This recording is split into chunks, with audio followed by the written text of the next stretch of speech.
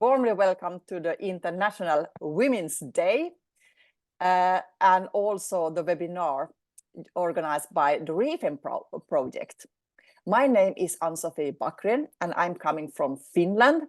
So it's already 10 o'clock here and I have already my coffee, but I hope you will enjoy your coffee during this webinar because we are calling this like a international coffee break, and we would like to highlight some research topics from our new research report. But before that, I would like to say that I work myself as a micro entrepreneur in Finland, but I have also a quite long tradition of working with rural development and also with gender equality issues. So if I make all this together, then I think it's really a good combination for myself joining this RE-FEM project. But we are spread over Europe, and we will hear more about who is involved in the project soon. And it's Katalin, our project coordinator. She will just start to tell something about the project. But I would also say that we have two project ambassadors with us today, and they will also give some reflections about this research report. And of course, we also will hear the introduction made by Oisin. So you are warmly welcome to spend about an hour with us in this project. And I will now give the floor to Katalin, our project coordinator, and she will open up what is RE-FEM project and what are we really doing in this project. So please, you have the floor, Katalin. Okay, thank you very much, Ann-Sofi. So it just that I would like to say a few words about the project. So the project is called RE-FEM, which stands for Upskilling Pathways for Resilience in the Post-COVID Era for Female Entrepreneurs. This is an Erasmus Plus project, as you can see, in the adult education sector. And we started the project a little bit more than 1 year ago, and we will finish in next year in October. So we already done a lot of things and still a lot of things is ahead us. We have 8 partners participating in this project from 7 countries. And all of the partners have some sort of connection with supporting women entrepreneurs from different angles. For instance, HETFA and Sapientia, the Hungarian University from Transylvania, we are research performing organizations, so we are dealing mostly with the research activity in the projects. Then we have Brand Sophie, the enterprise represented by Ann-Sofi background, with a lot of expertise and know-how and approach on how to empower women entrepreneurs within Finland and beyond Finland.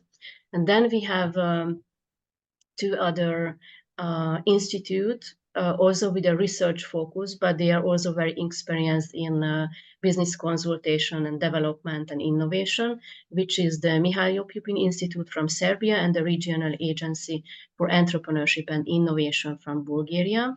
And then we have Andalusia Emprende and the Slovak Business Agency, and they are public foundations focusing according their main activities on entrepreneurship development and in particular women entrepreneurship development in these projects.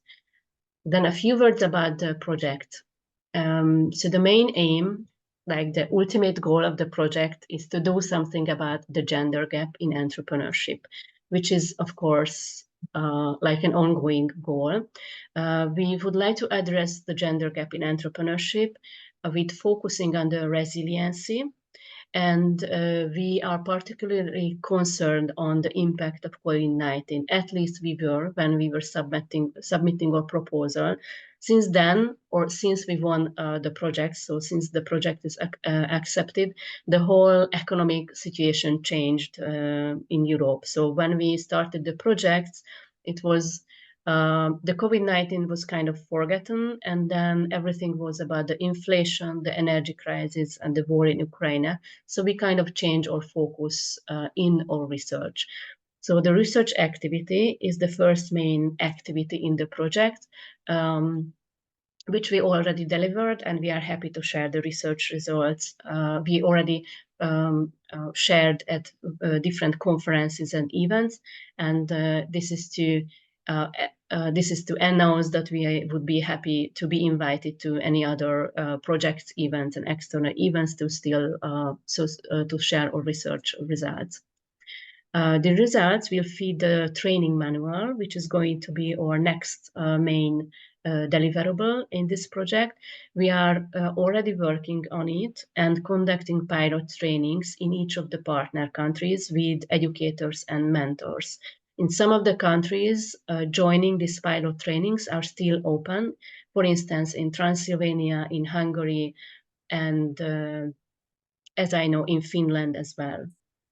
So if you are a trainer, a mentor, or a consultant working with women entrepreneurs, you are very much welcome to join these pilot trainings. Then we will have an open education platform, which is under construction.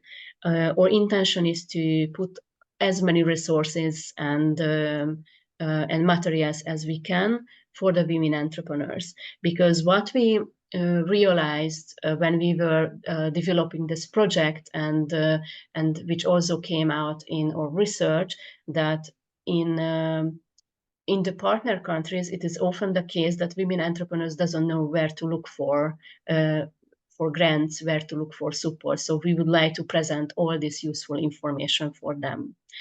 And then finally, we will have a policy study, because in this policy study, we would like to say something about what is resiliency in connection of women entrepreneurship. And hopefully this is going to be one of the questions we will address during our roundtable discussion, because this is a question which is really open, and this is why we invited our panelists today to speak about what is resiliency in connection to women entrepreneurship. So that was very briefly the presentation of the project, and our next panelist is going to be Orsi Gergely, the lead researcher in this project, and I'm going to floor to you, Orsi. Please start your presentation about the project results.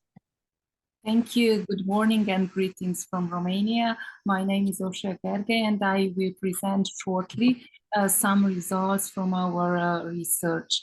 As you can see, our research was conducted last year, and we did collect our data in qualitative and in quantitative research methodology. On the one hand, at least we asked three experts interviews were conducted in each country.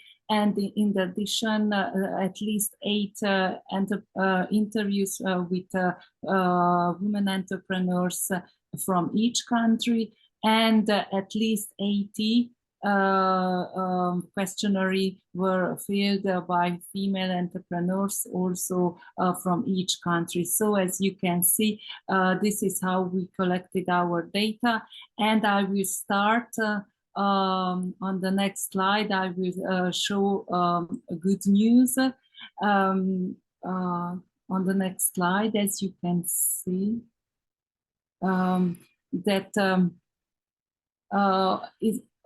it seems that women entrepreneurs mostly came out of this period having managed to be better prepared and somehow trained for similar crises. This does not mean that everyone, but as we can see, the majority of our respondents feel partially or fully prepared to function well or better in future crisis period. So even you can see that even in each country, but on the next slide is shown that overall 32% felt completely more prepared. And now I will speak a little about the challenges, the strategies, and the needs of women entrepreneurs. As we could see from our research, what kind of challenges encountered the female entrepreneurs during and after the COVID crisis, the COVID period. we discovered that the COVID-19 period was, as Katalin Oborny already mentioned, became already the part of the past. But the women entrepreneurs encountered other crisis situation, and we named this period a multi-crisis period. And we can find similarities and even differences. Both crises show that some were more affected while others were less affected. We will mention this in our roundtable. That depending on the sector they operate their business, the size of their business, how many people they employ, a business with diversified income streams and multiple areas of operation were more likely to withstand the challenge. So the two crisis situations are somehow different, but the COVID period was a one-time period, and multi-crisis, a different crisis situation in the same time. And what kind of strategies did we identify? We called 4 or 3+1 strategies. I will shortly mention these as well. For instance, the one strategy we can draw the innovation. Some of the women entrepreneurs introduce new product or find new target group, new way to reach the target groups, new services, new market. Smaller companies exited the local only market. The medium-sized and could enter even some of them on the international market.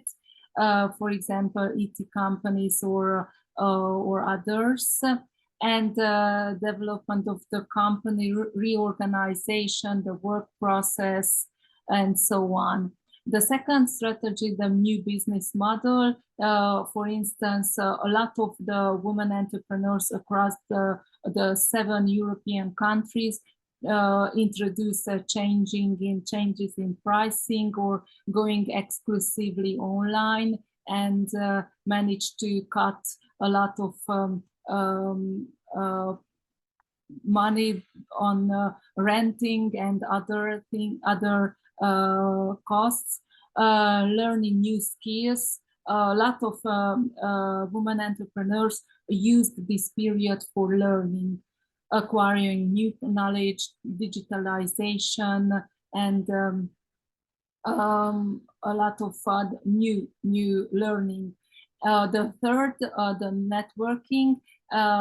We say that this was the main important in this period, building a much more intensive network of contacts. The importance of informal groups has increased in the restart and the reorganization, the activities, and the importance of women-only safe discussing places, formal, informal, online, offline spaces were increased. And the +1, the greening strategies, we encountered small but very interesting and very good practices. For example, looking for local supplier instead of international supplier. Local sources are used more. Inflation and the energy crisis also drive the women entrepreneurs towards small steps in greening strategies. And what about the needs?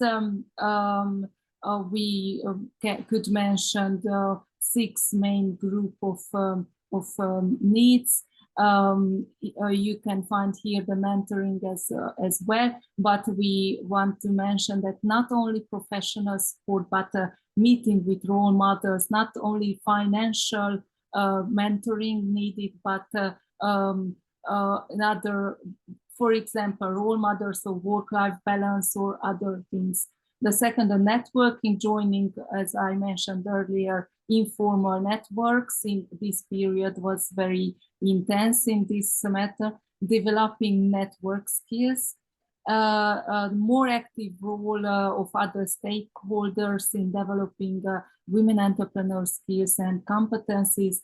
The importance of state-level support is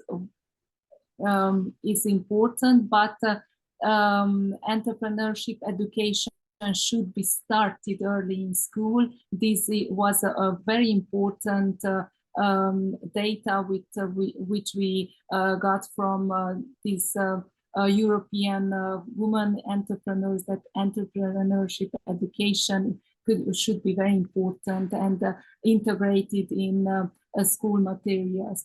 Awareness rising on women entrepreneurship and their obstacles. This webinar is, I think, a great opportunity in finding this or meeting these needs. And what about the financial support, increasing in public support for women, developing financial literacy and awareness. The fifth one, the digital skills and competencies, online marketing, online presence, online branding, artificial intelligence, integrating in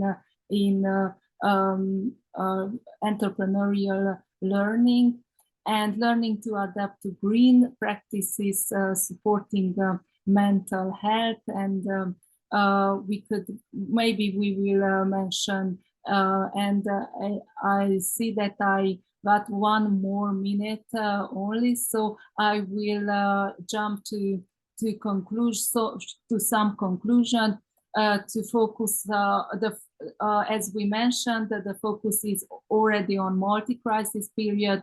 The COVID-19 seems as an entrepreneurial learning in the laboratory conditions, lesson learned and lesson are already adapted in this multi-crisis period. Clearly, the focus has shifted to this current crisis situation, and the learnings are constantly adapted.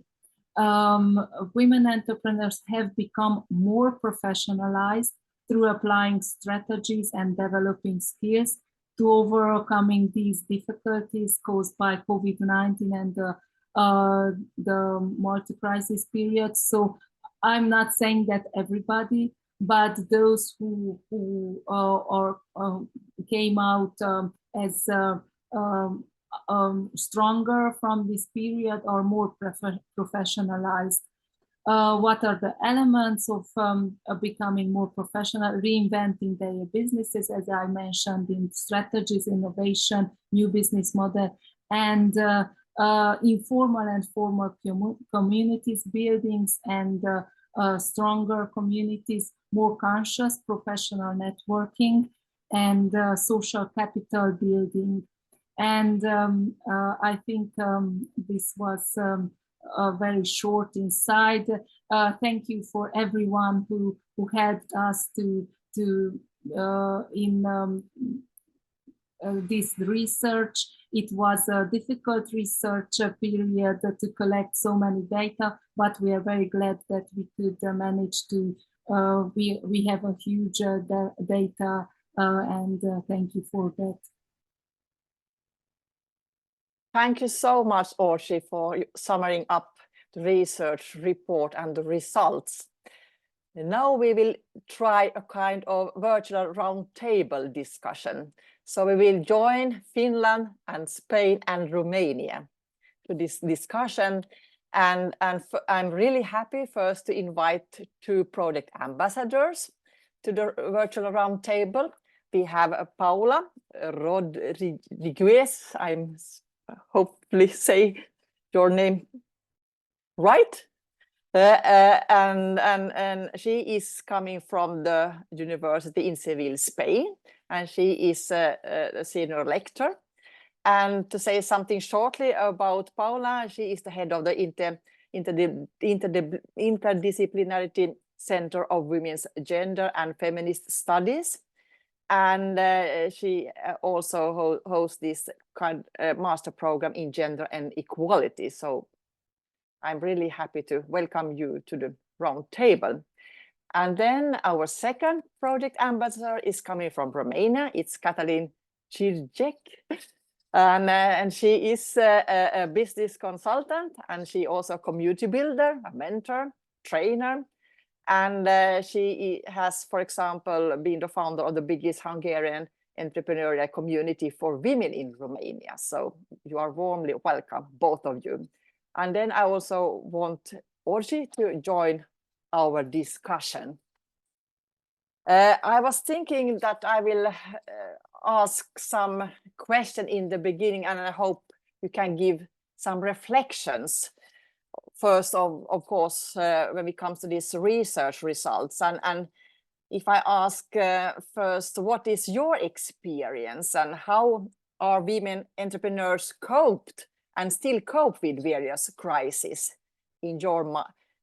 from your aspects? What do you think was the most difficult for women entrepreneurs during this COVID-19 pandemics? If I start with Paula, what do you think? What are your reflections? Okay, let me put the microphone. Thanks a lot for the invitation to participate with you in this panel of the project. Well, about your first question, I think crises are very different. No, this last crisis was very different compared to the previous financial crisis, and also it was completely different the response of the government. We have to understand that many times the impact of the crisis, the most important impact is not because of the crisis, but because of all the policies that are developed later. So I think for women entrepreneurs, the most important impacts were in like a negative one was in terms of work-life balance. I mean, we have a lot of lockdowns in all countries, and these lockdowns included school closures in many of them, and for a very long periods in some of the countries. So this was very difficult for everybody, for all families, but in special for the women that carry most of the unpaid care work. So it was very difficult to be at home and taking care, being with the business online and taking care of the children because they couldn't go to the schools. So I think this must be something that governments have to think for the future, how to do the closures and the lockdowns because they cannot give all the responsibility to the households, and because it means giving it to women, so they are the most vulnerable in this sense. And we have seen it in all studies that about the crisis, that the worst impact was carried by women, by professional women. And they were the ones that had to take the leaves and everything. And for entrepreneurs, it's very difficult to do it. Also, I think they were especially vulnerable because of the segregation in the labor market. So women are the majority in many of the industries that were not considered to be essential, and they had to be at home. So, for example, construction was considered to be essential, but many of the industries where women work were not considered by the governments to be essential industries that didn't have to close. And also they are overrepresented in many industries that need personal contact, no, like health, like retail, like arts and entertainment, education, personal services, food services. Women are the majority in those industries, so they took the worst part of the crisis in that sense. They had to be more time closed, and many of them couldn't survive those periods of lockdown. And many of them couldn't survive because there is another issue, which is the financial fragility of many small businesses led by women, because they have less access and more difficult access to funds. So we have to work with that and to be able to eliminate that discrimination in access of women to financial funds. So I would say that those were like the three important points in terms of what the women entrepreneurs had to suffer with the crisis and how they cope. Thank you so much. And we will also hear what Kathleen would like to say about her reflections. Many of the thoughts that I written down were said already by Paula, so I will be shorter. Thank you, Paula.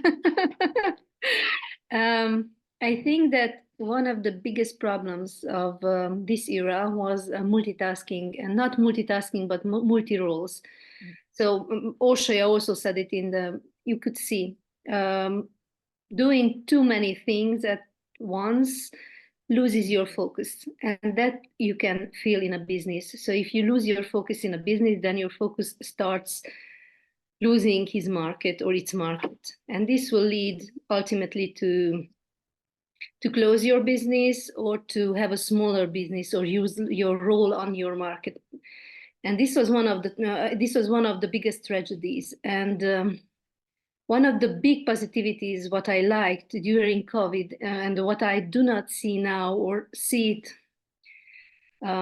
in a smaller way, is that women started learning, because they realized that the only way to cope with a new situation is to have new solutions.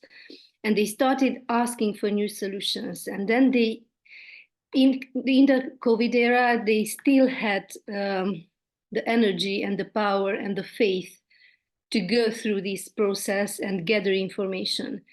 If I look at the present times, I can see that we lost a lot of women entrepreneurs in our way, but we are in the process of losing the other ones because they got tired. They got tired in this multitasking, multi-rolling. I have to learn all the time. The market is changing very fast. I cannot make plans, or I can make only short time plans.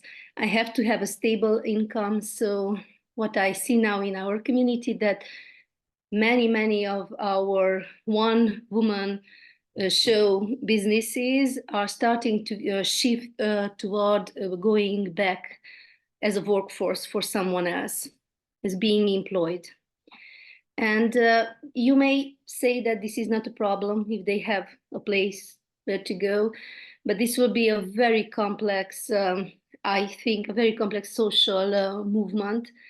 And I don't know if it's, what I feel as a community builder is that we lost a lot of work that we put in women to become entrepreneurs. And now they are giving up because they cannot, because they do not get the support they need to stay on the market. So, and this hurts, I have to say, as a community builder. Okay, what was one of the COVID's most frightening thing, I think, for women entrepreneurs is that whole channels of marketing or selling just disappeared from one day to the other. So if they were not on the service market, for example, they were in production, many of them were focusing on local markets, because they tend to think in our country very green. So we work for our local markets, they are buy, we are all very happy. But as all markets closed, the main selling channel disappeared, and they had to learn how to sell their own products online, when the majority of them didn't prefer to use online. So this was, I think, one of the biggest challenges. And now another challenge is to keep these new channels that they built during COVID and make it profitable. So I think here they would need huge help, because then they took They took the initiative, they invested in doing their own channels of new online channels of selling, but I don't think they have the knowledge or the support to maintain them and to make them profitable. So here I think mentoring, learning, and so on would be a very good follow-up.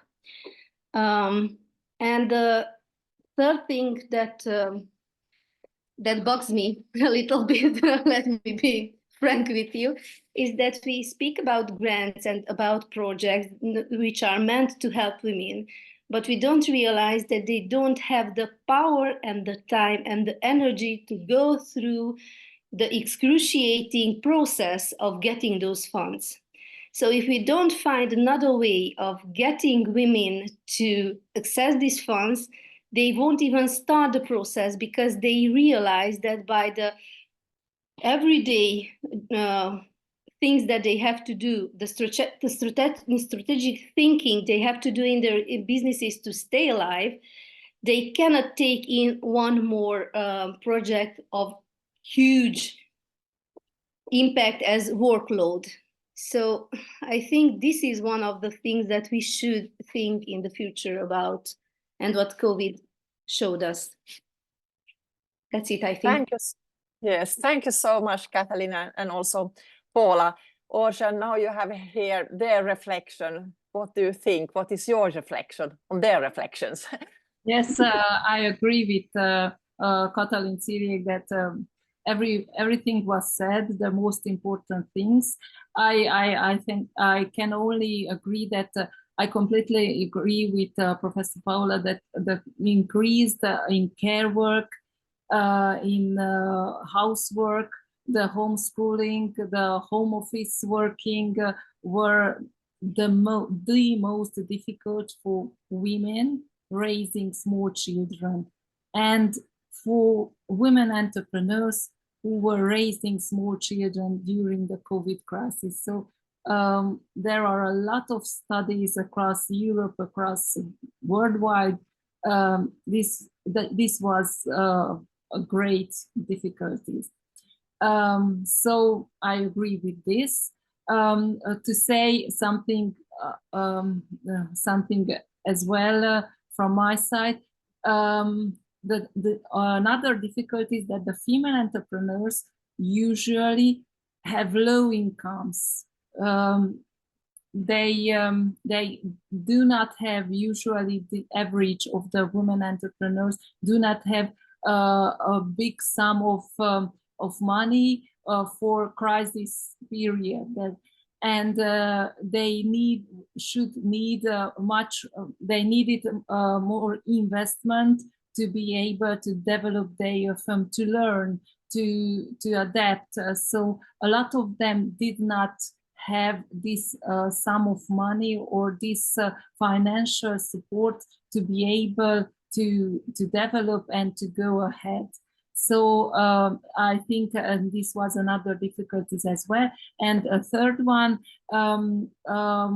applying for funds and financial support because of their the size of the firm. These are a lot of micro firms, not only in Romania, across Europe. And because, for example, in Romania, firms could request or could apply for state supplies in wages for employees. And a lot of women entrepreneurs, they do not have employees, so they could not even enter in this race to get funds in this crisis period. And these state supports, financial supports, were not formulated good or properly. There was too general in general terms, and most women entrepreneurs could not have access or could not try to have access to these funds. So this was another difficulties. Thank you so much for your all reflections. And if we go to the second question, I will arise. Usually we talk about the COVID pandemic's negative, and it's a huge impact on women entrepreneurs. But is there any positive outcomes at all? What do you think? What do women learn from coping with difficulties caused by the crisis? If I start with Katalin this time, please. I think we have a lot of positivities thanks to COVID. One of them is realizing that together we are stronger.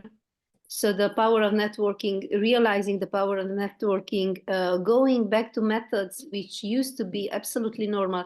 We are a post-communist country, so we lived with all kind of needs that were unmet, to formulate it nicely. We know how to live without goods, for example. So we had this experience, let's say 30, 40 years ago. And now all that knowledge that we knew then were activated. And this was very interesting to watch, that when you cannot find something that you need, how you can use your relationship, your creativity or anything to go to live that day, focus on the living this day, living this month, and we will see next month what we will do. This cannot be sustained for long periods, but activating this knowledge, I think, was one of the biggest positivity beside networking. The third one, I saw a shift in the vision of the bigger companies as well, realizing that working together and not competing all the time is essential in social matters, for example. So I saw a lot of projects where big companies came together to solve a social problem or to fund something, which I didn't see or so less in our society until now. So I think that, and if we did our job best, I think that most of women realized that we can cope with so many things, much more than we thought of us that we could. So this should boost our confidence. I don't know if we could do that. I hope so. I'm not sure, but I think these are the positivities, the first ones that came to my mind. Thank you so much. What do you think, Paula? Is there any positive outcomes at all? Well, I think I don't know if there are positive outcomes, but yes, lessons. I think we have some lessons that we have learned, and I would highlight 4. I think that we have learned the importance of diversification in our businesses. So it's important to diversify our services and production, and to go digital, to go online if we were not, because many of the processes during COVID had to go online. So it's important to be there and to be able to have some services or products or something online, not only to be physically. The second one would be also the importance of being in different geographical areas, both in terms of production and in sales. As you were saying before, I mean, it's important to be international, but it's also important to be local, and to have to be able to produce also locally, and to have also enough sales locally and internationally, so that you can cope with different kinds of crises and different types of lockdowns, closures, or barriers to the entrance of products and the exit also, and the export of products. And a third lesson would be that it's crucial to have some reserves or funds, some emergency funds or cash reserve. Many times the women entrepreneurs' business are so small that they were working on a day-to-day basis, and they didn't have enough cash reserve. And it was crucial during COVID to be able to survive those first months, because as Catherine was saying before, it's very difficult to get government funds. So you have to have also your own emergency funds. And as a fourth lesson, the last one, I would highlight also what you were saying before on social capital and networking. It was important. I think women entrepreneurs worked on that during the crisis. I could see in Spain, like they joined together to do purchases together, because it was so difficult to get products that they had to join with other colleagues to be able to buy equipment that they needed for their businesses. So I think that was an important lesson for them. Thank you so much. Orsi, do you want to add something? Yes, already was mentioned, and I want to highlight this, that the positive evaluation and the positive reflection and the positivity of the digitalization.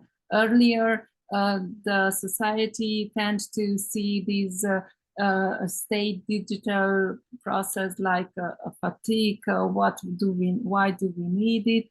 Now we see that a lot of positive outcomes came from digitalization, and even us, we got more used to the digital platforms, digital possibilities. So even this webinar is a great example that the COVID bold these possibilities of the digitalization and the digital ways of communication and the selling. And on the second, as a researcher in the social studies, I think it is a positive thing that the situation of women across the world and the care work became more visible, became more thematized, that become a topic that we can discuss and we should discuss. And now the COVID period even showed us that how a household can be managed, and a prime minister how can manage, and a woman entrepreneur how can she cope with this situation, that small kids, a lot of noise and working, and a lot of laundry and a lot of dishes. So these topics usually were discussed in small groups or academic gender studies, but now it came forward to everyone, and everybody was could see and could reflect that these are the situation, and we cannot say that kids are growing up fast and everything will be okay. The care work become more visible, and I think this is a positivity. And the last one from my side, I know a lot of women entrepreneurs who have developed their business and came out as winners. The business growth, these are positive outcomes that they stopped for 1 or 2 or 3 months, during which they reinvented, and now earlier this was their plan for 2, 3, 4 years. They planned that to do this. This was a huge emergency situation, and those who didn't dare to start something, digitalization or new market or new product, they were forced to do it now, and to do things that they are were dreamed about for weeks or months or years, but now they were forced to do it. And maybe I don't want to have this type of crisis situation, but we can see that it brings even positive things to us. Thank you so much. And the third question I would like to raise is about this existing support mechanism for women's entrepreneurs, like training programs, incubators, mentoring, and so on. And what do you think, what other policies or support tools would help women entrepreneurs the best? Because we are talking here about being resilient also after this post-COVID crisis, and also when we look into the future, how to become more resilient. So what do you think about this, how to enhance existing support system mechanism and tools and policies? Paula, would you like to start? Okay, well, I will start with the last aspect of Ursula. She was talking about that we have as a society being conscious of the importance of care. I think so. I think that the magnitude of the care work was visible during the pandemic. I hope that politicians have noticed and taken note of that, and they are not going to forget it, because it's very important for women in general, and also for women entrepreneurs, that governments provide enough public services to care for children and also for old people, which is going to be also very important with our aging societies in Europe. So that's maybe the big aspect that we have to go forward and not forget from the crisis. And the other aspect was that I think that we did okay, at least during the last crisis, was also the financial support from the governments to businesses in general or to workers. Okay, we could have done more, but it was better than in the last crisis, and I think that's important to know that you need to support people during at least a period of time, to be able not to go into a worst economic shock, no? And also talking, for example, about incubators and those kind of programs, I think that we have learned also that they have to provide a more active role in mentoring and supporting entrepreneurs, and also the importance of proximity incubators. With COVID, there were barriers to movement, so we have to be very careful that also incubators are close to where people live. We cannot put the incubators at many kilometers away, because they will not be useful during crises like the pandemic. So we have to have also incubators in urban areas, in rural areas, but close to the populations, and maybe acting also as with other roles linked to the community.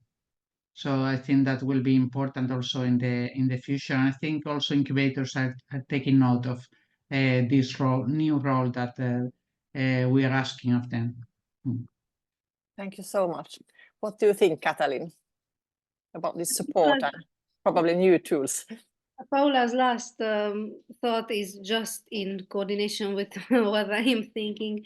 What I realized during COVID, that training is very helpful, information is very helpful, but if you do not follow up, and if you do not help in implementing what they have learned, they will lose the focus because they have to do too many things, the smaller entrepreneurs. So I really think that we should be thinking in complex programs which help you not only learning but implementing, and not only implementing but then mixing it together and creating the opportunities to small businesses to work together. And yes, I think that incubators and mentoring programs are important, but they should be reflecting upon the thing that upon the thought that these women entrepreneurs have many roles and they need help in all of them.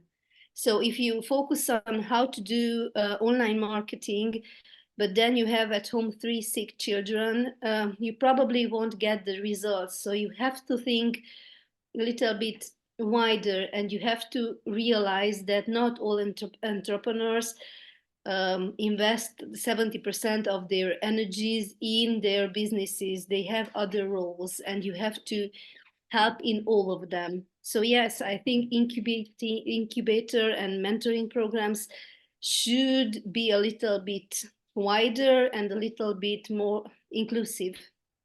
That is very important. And another thing that I am afraid I don't have data, this is the table of Orsi of getting it, that the majority of help reaches only a segment. And not all entrepreneurs. We have entrepreneurs, women entrepreneurs who work in gray areas, let's say in gray areas, or they are doing services which are not seen. And these entrepreneurs do not get any help. And they are doing very important, mainly caring and social work. And they are left alone. And I don't think that is very, I don't know, good. Let's say it's not good. Thank you. And Orsa, what do you think about these supporting systems? I think what Paula and Katalin said are very important. I just have very minor things to add. I think very, very important thematic events, trainings, teaching, for example, greening strategies, or how to use the artificial intelligence in helping the entrepreneurs. So these kind of thematic trainings, events, not once in a year, but in every smaller region, to these communities, smaller women entrepreneurs communities, to be stronger and to be able to help each other. The second one, support system tailored for women, or tailored for different cases, not only for entrepreneurs, for entrepreneurs in rural areas, for entrepreneurs in I don't know, so different support system, not for everyone, because the women entrepreneurs not average entrepreneurs, so they need suitable support. And for I know it is only a dream, but tax benefits for those who are raising young children, and not only symbolic tax benefits, but tax benefits. But I know it is only a dream, but it could help a lot. Thank you so much. I would like to raise one more question, but I hope you still have some time, although we have 1 hour already gone. But I would like to say to all the attendees also, there is a kind of question answer button down there. So please, if you also want to comment from your aspects, or also to raise a short question, it's possible now. But I still want to raise one question. and that is about the resilience as a topic, because we have tackled in this project, and we will tackle this resilient thematic in our project in the time of crisis. And that's why I would like to ask you now in the end, what do you think resilience means when we talk about women entrepreneurs, and what is especially your message to women entrepreneurs regarding the importance of being resilient? So what do you think, Katalin, if I start with you? I think this is a core or a must-have if you are a women entrepreneur. You cannot start, you cannot stay alive, and you cannot grow without that. So this was a muscle that we already had. We just trained it a little bit more by COVID and by all the other crises that came after. I would like to say something nice, but I am pessimistic because I am seeing the effects. Being resilient for a long time is tiring, and it's excruciating. And I see many women giving it up, and this is hard. If you have asked me 2 years ago, I would have given you a very positive and very optimistic response. Now this is not my experience, and sorry. So yes, you need it. Yes, we have grown this muscle, and those who are still on the market live by it or live with it. Let's hope for the best. Thank you. And what is your reflection, Paula? Okay, and I'm with Katalin. I like to think about about how we can help women to be resilient, how we can support them. I think so. What is our role from the government or from our agents? And I think that we need to build entrepreneurial ecosystem supportive of women. So, and provide mechanisms to ensure that the women benefit from access to crucial resources, to key resources like in special finance, and ensure really that they are able to participate in all opportunities from technological changes and from all new programs that we are doing, that I think many times we don't do enough. I mean, we have a lot of funds now with digital transition, with ecological transition. I think that the governments do not work enough to ensure that women are there, and that women businesses receive also the same funds. Because well, not every funds, but many funds go to large businesses not led by women. So I think that we really have to work on that. The funds, European funds and national funds, have to go also to women. Yes, thank you. And Orsa, what is your reflections about resilience and how to be resilient? Yes, it's hard now to say something positive. When we discuss about the resilience, we usually think on flexibility, that someone can adapt and adjust to action when facing changes, traumas, crisis situations. So flexibility, problem-solving skills, emotional regulation, that someone has the ability to manage and regulate his emotions, which helps to stay in balance. And I think women are having these skills or have to adapt, and how Katalin says, to develop these muscles, flexibility, problem-solving skills, emotional regulation. but what we discuss less about sense of purpose, that resilient individual have a more clear sense of purpose or meaning in life, or self-care, having the resilient prioritize her or his personal physical and emotional well-being. I think we should not forget these meanings of resilience as well, that to have these muscles as well.